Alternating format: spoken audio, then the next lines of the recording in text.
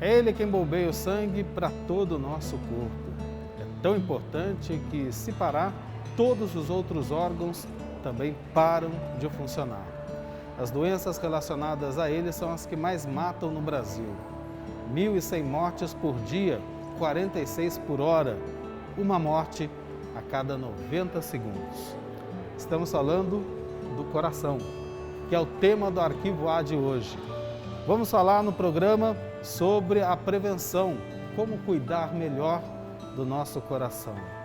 As pesquisas e tratamentos de doenças cardiovasculares. E vamos conhecer por dentro o hospital que é referência no tratamento de doenças cardiovasculares no Brasil, na América Latina e no mundo, o Instituto do Coração, em São Paulo. O coração pode ser considerado o motor do corpo humano. O coração ele tem um sistema de condução próprio e ele se estimula sozinho. Então ele é muito importante porque sem o coração não tem vida. Se ele não vai bem, o nosso organismo sente. As doenças cardíacas podem se manifestar de diversas formas. Infarto agudo do miocárdio, que dá quando fecha a artéria coronária. Aí dá dor no peito, sudorese, entendeu? Dá hipotensão arterial. E são muitas as doenças do coração. As principais doenças que agridem o nosso coração são hipertensão arterial, que é uma doença, na verdade, dos vasos sanguíneos, mas que, em última análise, vai culminar, vai acabar afetando o coração através de uma sobrecarga, Além disso, são as doenças coronárias, famosas, conhecidas como as doenças que levam ao infarto do coração, que são aquelas que geralmente são causadas pelo entupimento das artérias, entupimento este pelas placas de gordura, que vão se formando gradativamente ao longo da vida. Mas existem outras formas de entupimento, às vezes por trombo, às vezes por dissecção, que são alguns rasgos que acontecem nas artérias, mas, em suma, a doença coronariana que vai levar à obstrução do fluxo e vai gerar infarto.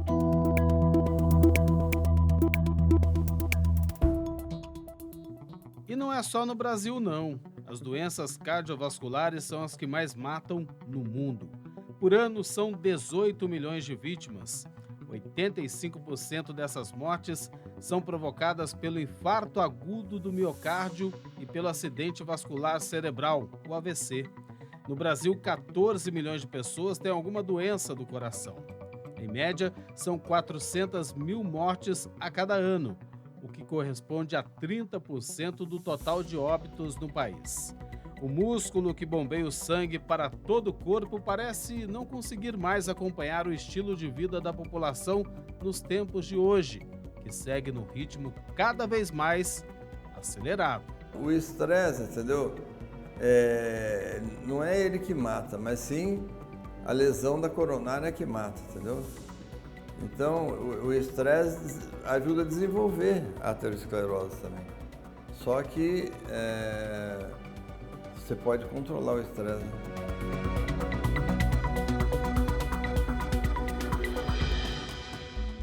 E essa correria do dia a dia se junta a uma série de outros fatores que contribuem para o surgimento das doenças do coração.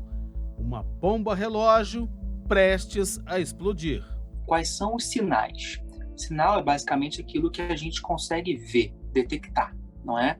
Então, uma pressão arterial muito alta, principalmente uma pressão arterial maior ou igual a 180 por 110, popularmente conhecido como 18 por 11, extremos de frequência cardíaca, dos batimentos do coração, ou menor do que 50, ou maior do que 100 no repouso, com a pessoa parada, não é?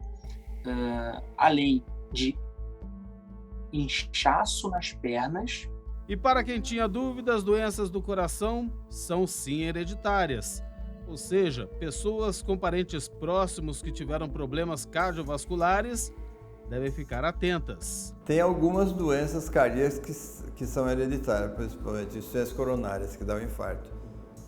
Tem muitas pessoas que têm a família inteira têm insuficiência coronária, tiveram infarto alguns e passa para outro, né?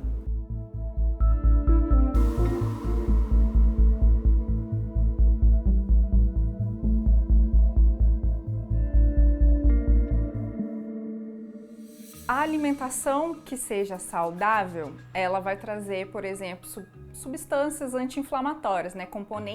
Componentes anti-inflamatórios, né? Que isso por si só vai ajudar, por exemplo, a caminhada do sangue, né? Tipo, o sangue vai conseguir passar muito mais fácil, né? Pelas nossas veias, nossas artérias, né? A alimentação é sim um dos principais fatores de risco quando falamos em doenças cardiovasculares. Hoje em dia as tentações estão por toda parte. Comer fora de casa se tornou uma necessidade para muitos. E aí, não tem jeito. Difícil encontrar alguém que resista. Afinal, muitos desses pratos são de encher os olhos e, como se costuma dizer, de dar água na boca. Mas é aí que mora o perigo. A alimentação ela é muito importante, porque ela impacta em diversas doenças que têm como consequência agressões ao coração. Por exemplo, a hipertensão arterial.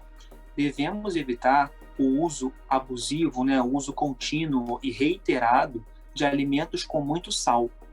Então, alimentos embutidos, né, processados, ou mesmo o hábito de muitos brasileiros, né, da gente colocar um sal adicional na salada ou na batatinha frita. Então, quando acontece vez ou outra, tudo se compensa e não há maiores problemas. Mas quando é um uso diário, repetido, aí existe um certo efeito cumulativo, não é? De uma ingestão muito rica de sal, piorando a hipertensão arterial. Outra questão que é muito direcionada à alimentação, na verdade restam duas mais importantes, o colesterol alto, né? As gorduras do sangue, colesterol alto e triglicerídeos, e por último, né, os alimentos, como nós sabemos, ricos em açúcares, porque os açúcares eles estão bastante relacionados com o quê? Com a resistência ao hormônio chamado insulina, ao ganho de peso, à obesidade e também ao diabetes.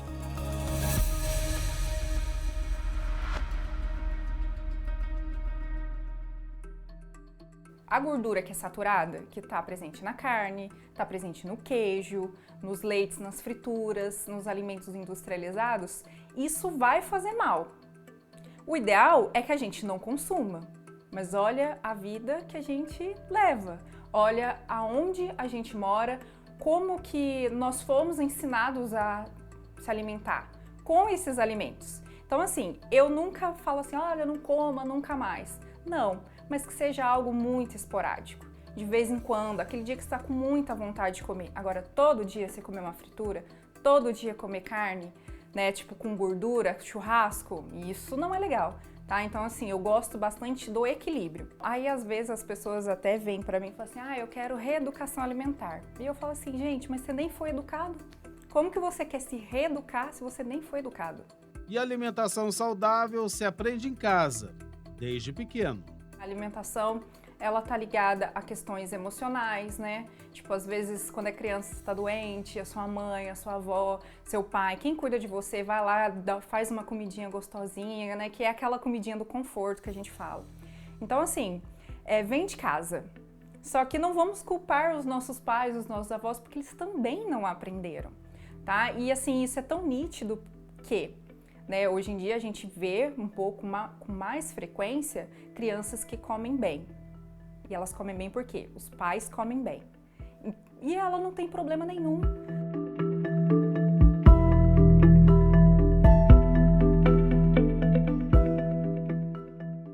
E para quem quer mudar o estilo de vida e adotar uma alimentação saudável, qual o primeiro passo? Quando a pessoa pensa, né, em melhorar a alimentação, melhorar a qualidade de vida, né? O que eu vejo muito é o pessoal só pegando dica da internet. Só que assim, vamos pensar bem. Se tem um problema de cano que estourou em casa, às vezes até dá para você remendar, mas quem que você vai procurar? É um encanador, porque aí ele vai resolver o problema. Então, a alimentação, as pessoas acabam deixando muito de lado, achando que porque elas já comem, elas sabem comer. Mas não, precisa de ajuda de um profissional. E assim, um bom profissional, né, que vai poder orientar, vai poder ajudar no passo a passo, porque mudanças são difíceis, né? Até pra gente mudar de casa, quando no primeiro dia que a gente acorda, a gente tá assim, nossa, o que tá acontecendo? Né? Pra gente é difícil mudar de casa, imagina mudar a alimentação, que é algo que desde criança está fazendo, né? Então, assim, a alimentação é uma grande mudança. Então, precisa de apoio para que essa mudança seja gradual, né? Devagar, pouco a pouco, e também para que seja efetiva, né? Porque tem muita gente, às vezes, que vai lá, procura o profissional de saúde, procura o médico, nutricionista, vai lá, faz acontecer em um mês. No segundo mês, já chuta o balde, já não quer mais saber de nada. E aí? E aí voltou naquela estaca zero. E aí até aquele sentimento frustrante, né? De falar assim, nossa, eu não consigo. Daí vem, e isso faz mal, acaba até com a própria autoestima. Então precisa de um apoio, de alguém que vá conseguir te conduzir, né, pro caminho que você precisa, porque é um processo, tá? Mudanças, né, são difíceis. E a mudança na alimentação é um processo.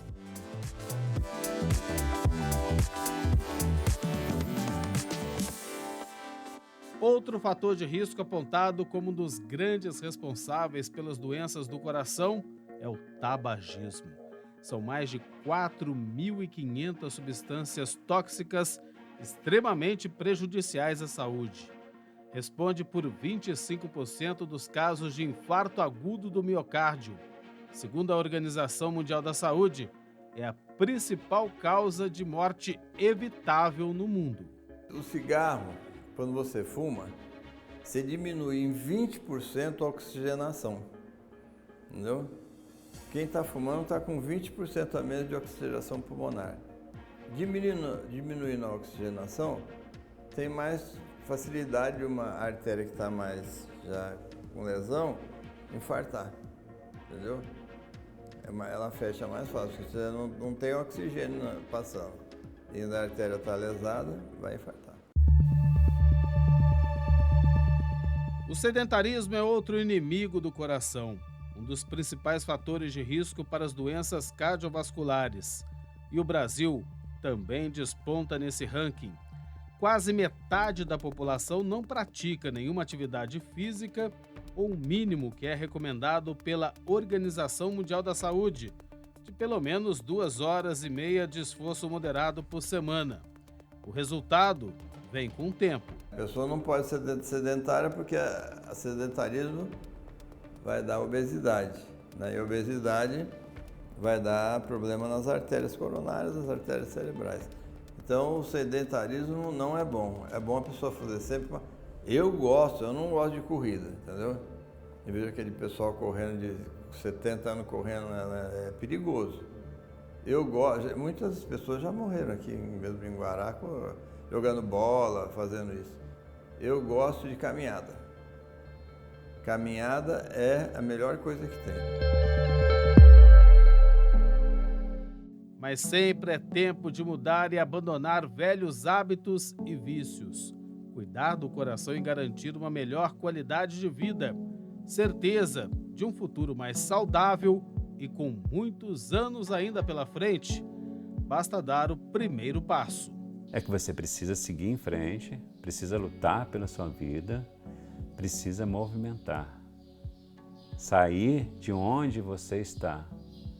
Sair daquela zona de conforto. É muito fácil você ficar numa zona de conforto. Mas a vida, ela foi nos dada para ser vivida. Então você precisa lutar pela vida. Se você precisa fazer determinada coisa para melhorar a sua vida, faça.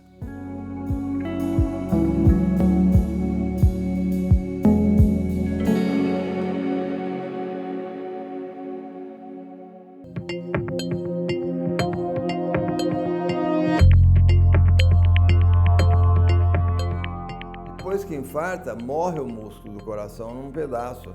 Aí fica difícil de mandar o sangue para frente, aí complica um pouco. Foi o que aconteceu com o Rogério.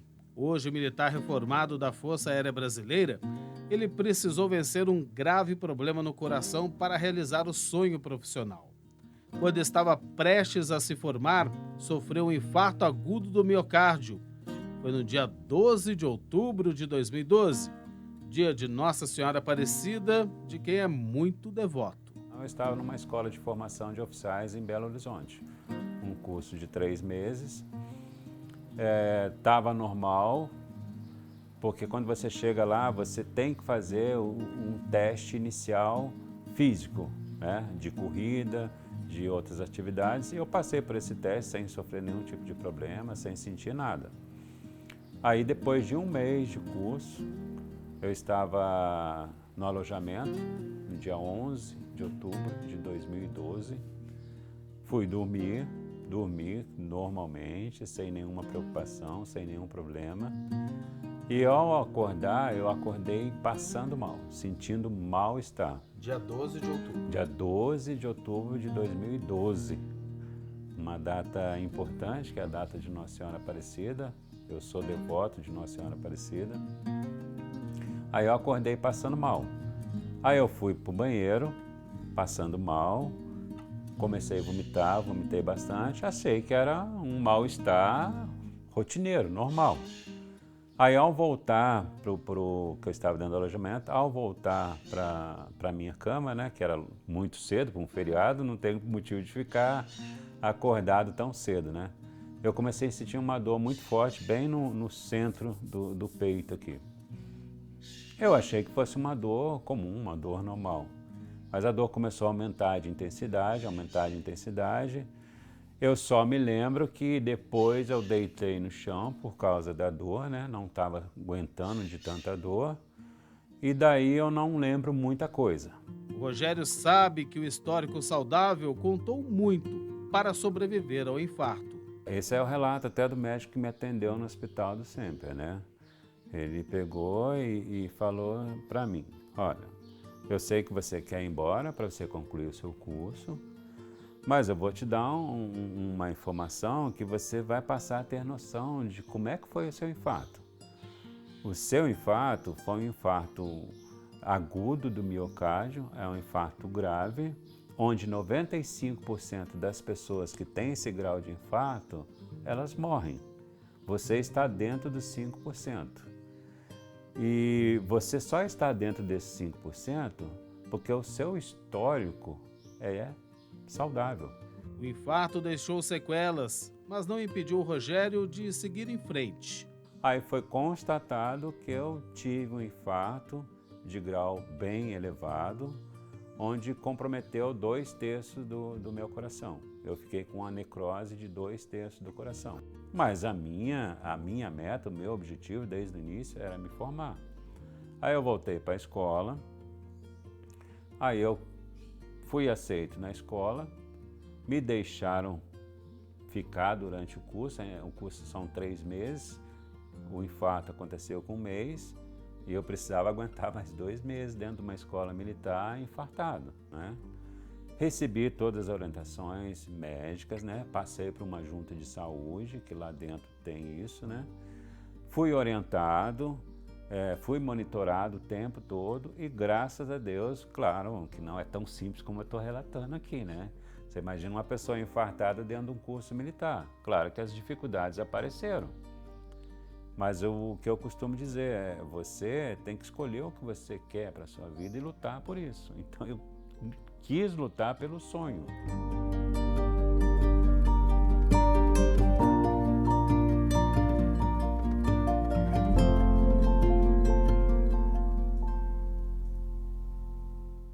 Quando o Rogério infartou, ele tinha 43 anos. Estava em plena formação para a Força Aérea Brasileira.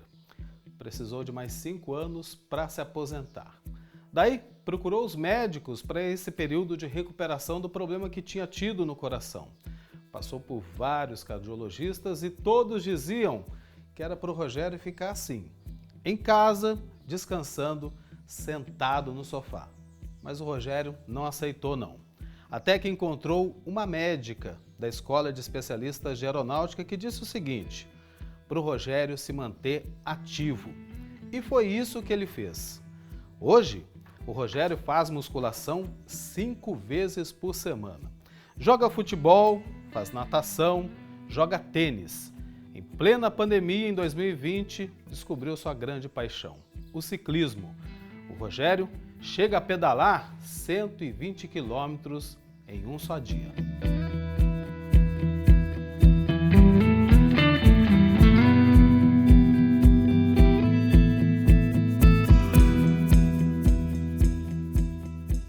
E graças a Deus eu encontrei uma cardiologista diferente, né?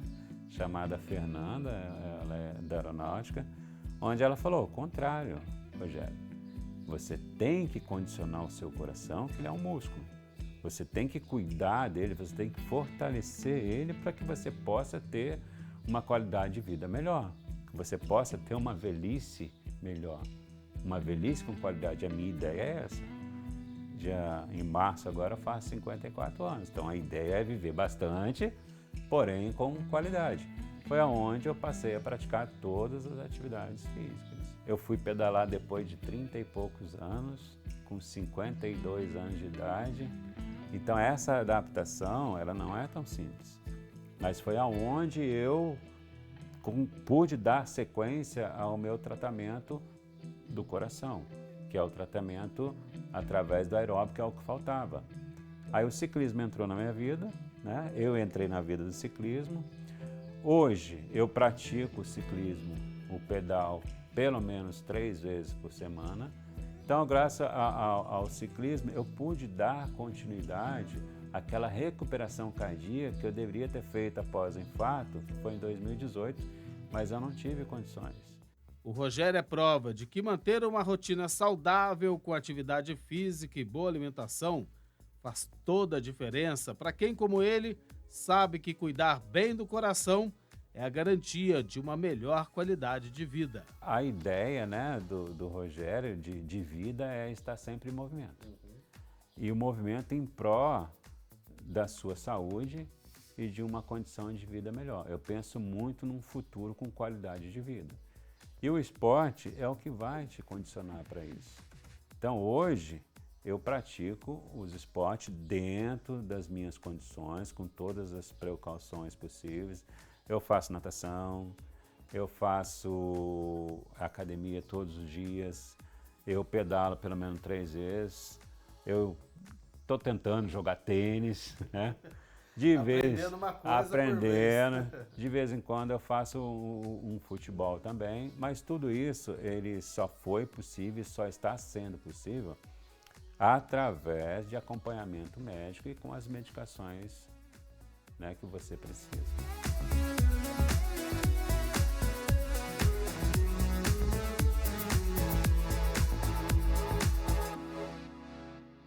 Está comprovado, a atividade física previne contra uma série de doenças, entre elas as doenças do coração.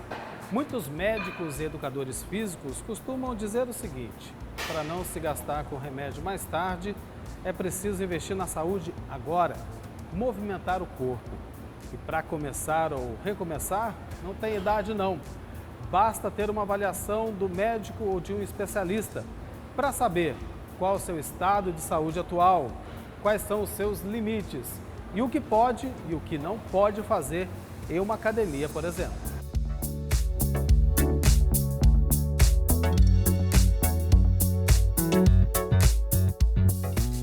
Desde quando, né, o aluno tenha uma anamnese vindo pelo médico, né? Assim, o aluno chega na academia, a gente faz uma avaliação. Por isso é importante, né, essa obrigatoriedade da avaliação física, porque ele passa por uma série de perguntas pelo profissional, né? E depois esse treino é montado em cima dessa avaliação, entendeu? A avaliação é feita aqui na academia. Isso, a avaliação pode passar por um médico. Sim, exatamente. Igual no caso, igual no caso do Rogério, né? Ele sofreu um infarto, né, na vida profissional. Quando ele chegou pra gente, ele veio com uma orientação médica, entendeu? Tanto que aqui os profissionais da Corpo Companhia não fazem nada por conta, né? A gente faz tudo em cima de exame clínico, entendeu? Voltado para cada objetivo de cada cliente. Um treino montado especificamente, né? Mais detalhado, em cima do objetivo do aluno, né? Às vezes o aluno tem um objetivo de emagrecimento, objetivo de hipertrofia, ou então até por qualidade de vida mesmo, que é o caso do Rogério. Às vezes o aluno tem um limite articular, um problema na coluna, um problema lombar, só que essas informações são colhidas na avaliação. Muitos alunos chegam para treinar, né, às vezes até negam de fazer avaliação. Aí você imagina, eu pego um aluno cardíaco e coloco ele para correr na esteira. Então o problema vai ser grave, entendeu? Essa é a importância, né, da nossa avaliação em cima do cliente, entendeu? Desde que o médico libere, né, e a gente tenha essa liberação do clínico e a gente monitore, na verdade, eu acho que é até bom, entendeu? Porque além de trabalhar a parte cardiorrespiratória, a gente inibe algumas doenças crônicas, né, como diabetes, hipertensão, colesterol alto. Então você vê que atividade física é qualidade de vida, independente da particularidade de cada aluno. E foi a academia, além da natação, futebol, tênis e ciclismo, que ajudou muito o Rogério na mudança e na busca pela qualidade de vida. Receita que vale para todos que querem viver mais e melhor. Ele é prova viva disso, né? Ele pedala com a gente, eu até brinco. Nossa, o Rogério pedala mais, ele até brinca com o pessoal, eu tenho um terço coração. Mas até a cardiologista dele, a doutora Fernanda, é nossa aluna aqui, ela fala, o coração do Rogério às vezes é até melhor do que o nosso, que não tem nada, assim, entendeu? Mas assim, é um treino contínuo, não é do dia pra noite, né? Ele já vem com uma rotina diária de treino, entendeu? E você vê que melhora a respiração, melhora sono, né? E outras particularidades dele também, igual eu falo, se a gente prevenir agora, né? A gente investe agora para no futuro a gente não investir em tratamento, em remédio, né? Muita gente demora para praticar atividade. Às vezes a gente recebe aluno aqui que a gente pergunta na avaliação mesmo, quanto tempo você está sem treinar? O cara fala, eu tô 3 anos sem treinar, sedentário. Aí você vai ver a pessoa, tá colesterol alto, tá diabético, tá hipertenso, entendeu? Então a gente é melhor prevenir do que remediar no futuro, né? Mas nunca é tarde para começar ou recomeçar, né? Com certeza.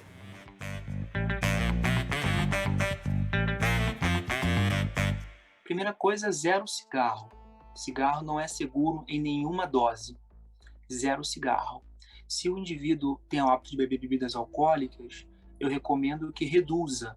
A gente não proíbe, porém, a gente pede para reduzir e em consultório temos até tabelas para tentar estimar o quanto de álcool aquela pessoa bebe, ou por dia ou por semana, tá bom?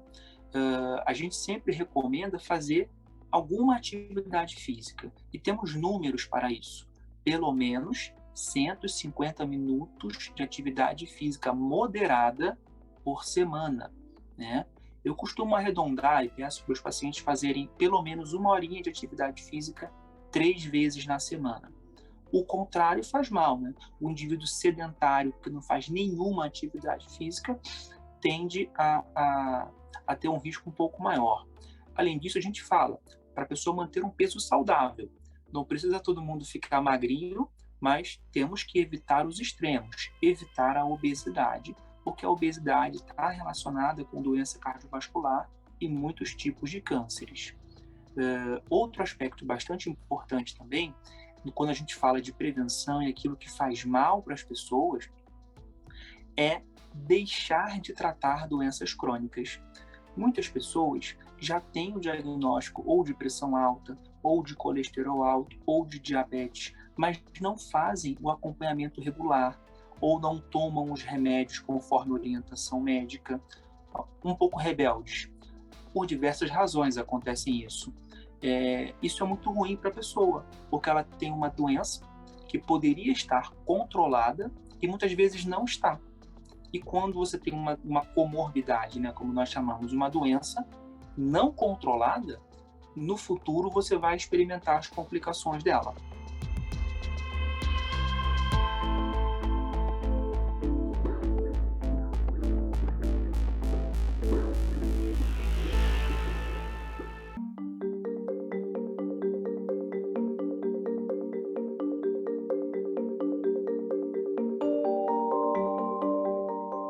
Não é preciso sentir os sintomas para saber se a pessoa sofre de algum problema no coração.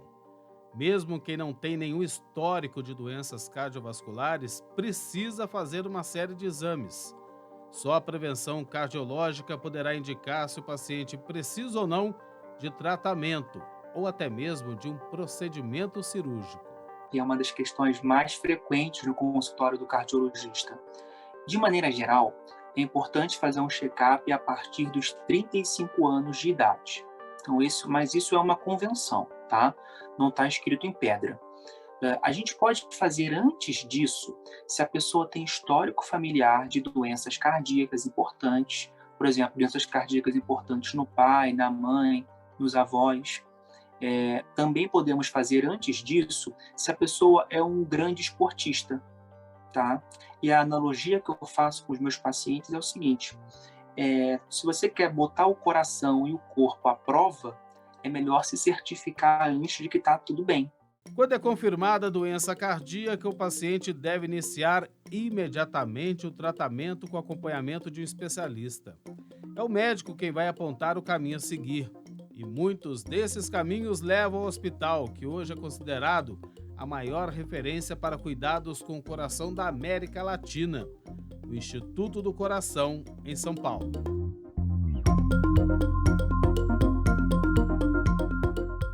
É o hospital de ponta, né? Isso é um reconhecimento não apenas interno, mas como internacional, né? O INCOR foi eleito pela terceira vez seguida como o melhor hospital de cardiologia e de cirurgia cardiovascular da América Latina. Então, isso é um reconhecimento de uma pesquisa feita pela revista americana Newsweek.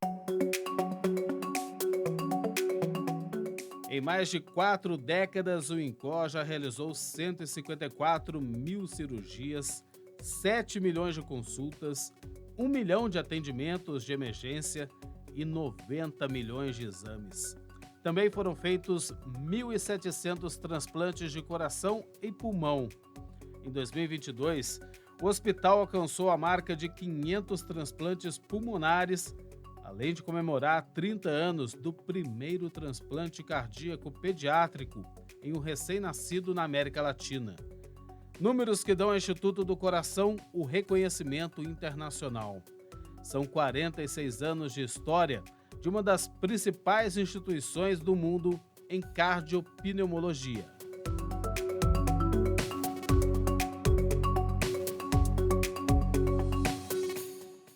Essa é a rotina no Instituto do Coração, em São Paulo. Todos os dias, são centenas de pacientes que buscam atendimento aqui, muitos vindos de outras cidades. Referência na assistência a pacientes de alta complexidade, o INCOR recebe, em média, por mês, cerca de 2.000 pessoas na unidade de emergência. Além disso, são feitas cerca de 15.000 consultas ambulatoriais. 80% desses atendimentos são pelo Sistema Público de Saúde. Outros 20% são particulares ou convênios. Segundo o diretor executivo do INCOR, são esses 20% que financiam os outros 80% e garantem assistência de qualidade para pacientes que não teriam como pagar pelo atendimento em um dos principais hospitais que tratam o coração no Brasil.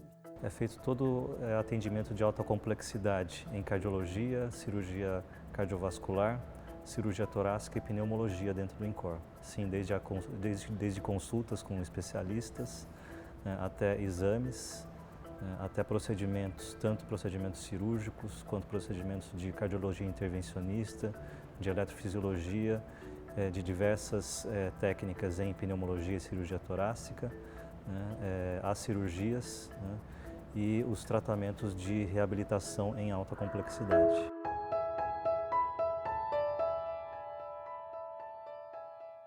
Quando a gente ouve falar no Instituto do Coração, logo a gente associa ao atendimento e tratamento de pacientes com problemas cardiovasculares. Mas o INCOR vai muito além disso. Ligado ao Hospital das Clínicas da Faculdade de Medicina da Universidade de São Paulo, o Instituto é hoje um grande centro de pesquisa e ensino, que desenvolve e aplica conhecimento de última geração, para formar novas gerações de profissionais para a saúde e, assim, oferecer à população tratamento de ponta. Por aqui, já passaram mais de 25.000 alunos de todo o Brasil e do exterior. Muito possivelmente se encontre no interior do país muitos médicos e demais profissionais de saúde, né, enfermagem, fisioterapia principalmente, que tiveram sua formação aqui no INCOR. Né? Então, aqui se trabalha um efeito multiplicador, né, da saúde de excelência para o país todo. 24 horas por dia, pesquisadores e profissionais de saúde se revezam nos laboratórios do INCOR para a produção científica. São milhares de estudos publicados em revistas internacionais que podem ajudar a salvar milhões de vidas em todo o mundo. Essa tem sido a luta da Luísa, que há 20 anos se dedica a desenvolver a vacina contra a febre reumática. A febre reumática, ela é decorrente de uma infecção por uma bactéria que se chama Streptococcus pyogenes, e essa bactéria ela se manifesta principalmente como dor de garganta, então ela pega as amígdalas, e ela também pode dar um determinado tipo de lesões na pele, que a gente chama o impetigo, que é de origem da febre reumática. A doença que dá na orofaringe, se ela não for tratada, se ela não for adequadamente tratada, ela vai ocasionar lesões nas válvulas do coração.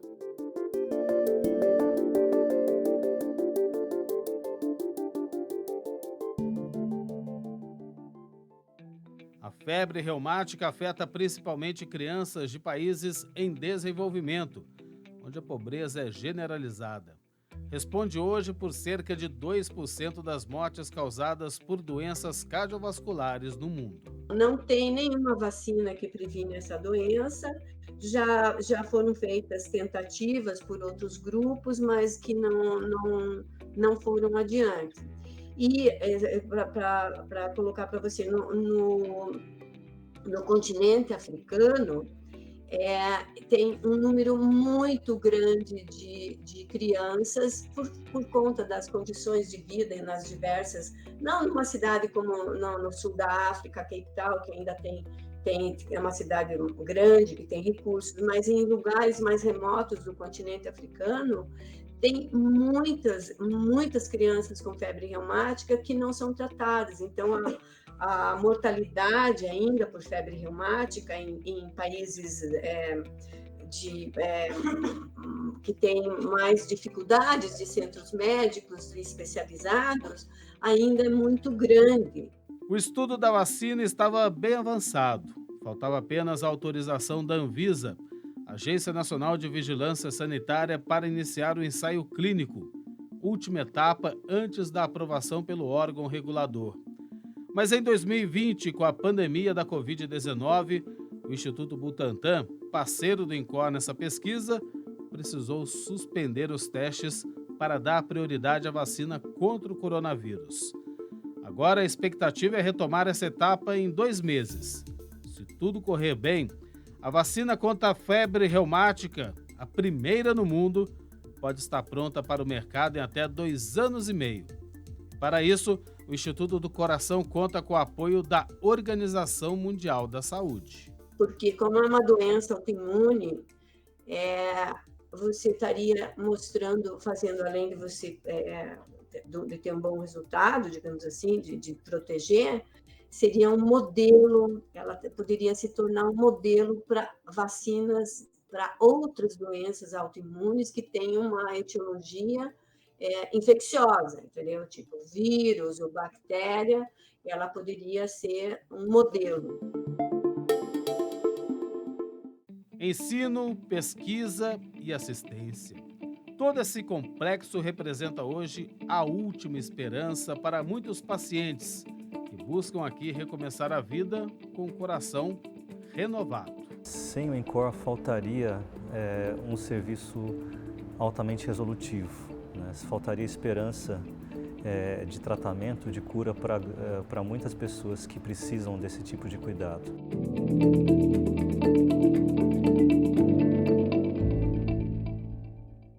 Esse é o sentimento do Fábio. Depois de anos de espera, ele passou por um transplante de coração no INCOR.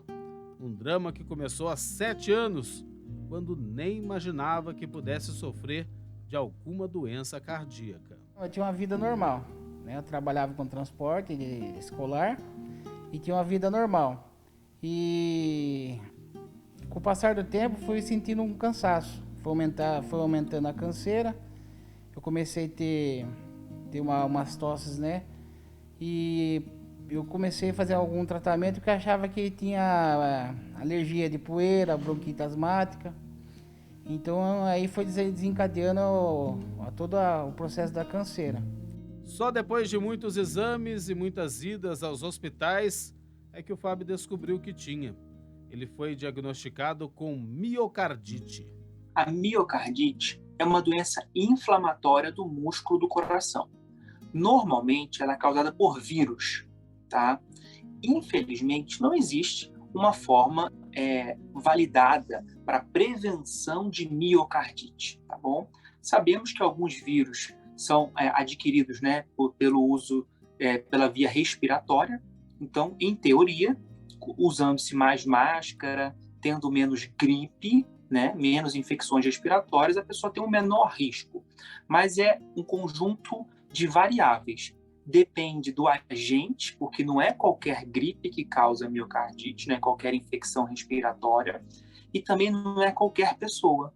Ou seja, exige uma interação, no caso desse paciente aí, um infortúnio, né, de que houve tanto componentes do agente causador, no caso o vírus, quanto componentes do paciente. Apesar de muito debilitado, Fábio esperou pela sua hora. Hoje, quase 2 meses depois do transplante, ele sente ter renascido.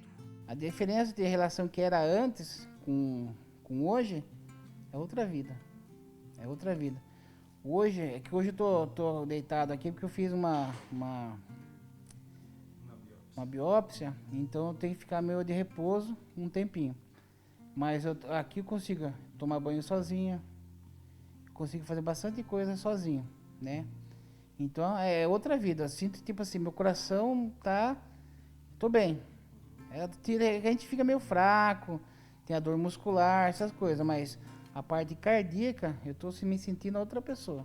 O transplante de coração é um dos procedimentos de mais alta complexidade, assim como o transplante de pulmão, né, o transplante de pulmão-coração, né, mas também existe uma alta tecnologia na área de cardiologia intervencionista, né, que são técnicas que são ditas minimamente invasivas, né, de implantação de dispositivos para correção de doenças que em outros serviços seria feita com cirurgias muito maiores. O critério ele sempre obedece questões de complexidade do caso e de urgência do caso. Dentro da fila que é encaminhada pelo Sistema Único de Saúde, então entra a questão de ordem, né, de inclusão na fila, mas também assim os pacientes que são mais graves e têm maior urgência para realizar os procedimentos, eles acabam sendo realizados primeiro. O Fábio ainda vai precisar passar pelo processo de recuperação que deve durar de 8 meses a 1 ano. E ele não vê a hora de voltar a trabalhar e de reencontrar a família já em casa. Olha, uma coisa que eu adoro é trabalhar. Isso aí é a coisa que, entendeu? É trabalhar. E lógico, matar a saudade da família. Sair aqui do hospital, a saudade da família, né? Mas a minha vontade mesmo é trabalhar. Agora são 2 aniversários, Fábio, é isso? Isso, agora são 2 aniversários. Vou fazer dia 18 de janeiro, né? Faço aniversário e vou fazer também aniversário dia 5 de maio. Vida nova. Vida nova, super nova. Agradeço também a todo mundo aqui, né? Minha família toda aqui.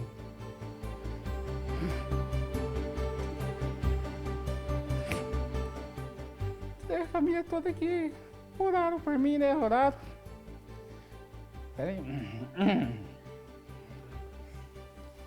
Toda a família que orou por mim, né? Pela fé da minha família, né? Meus amigos, a gente viu, tipo assim, quem que realmente são os nossos companheiros, né? Então eu tenho que agradecer a todo mundo, os meus amigos que sempre estão mandando mensagem de força, que tá em oração, fizeram corrente de oração. E tipo assim, vários amigos de todas as religiões mandando mensagem, não nós vamos ter fé. Vamos lá, aguenta aí, aguenta aí. Então, tipo assim, pra mim, esse transplante foi um milagre. Porque a gente vê pessoas aqui no hospital com 1 ano, 9 meses, mais tempo, sofrendo muito mais ainda, né? Muito mais ainda. Esperando um tempo, porque a gente tem que seguir a fila. A fila é uma ordem assim, rígida, né? Então tem que ser seguida a fila. Só que tipo assim, a fila só é adiantada como tem um problema muito mais grave. Então tipo assim, eu acho que eu não sou melhor que as outras pessoas, mas se a gente não tem fé e se Deus faz um milagre na nossa vida, Ele prepara tudo mais rápido, né? Então tipo assim, eu não acho que eu sou merecedor, não acho que eu sou melhor que ninguém, mas graças a Deus, vida nova, novo começo, encontrar família, voltar a trabalhar e ter uma vida boa, né? E sempre agradecendo a Deus por tudo. Amém.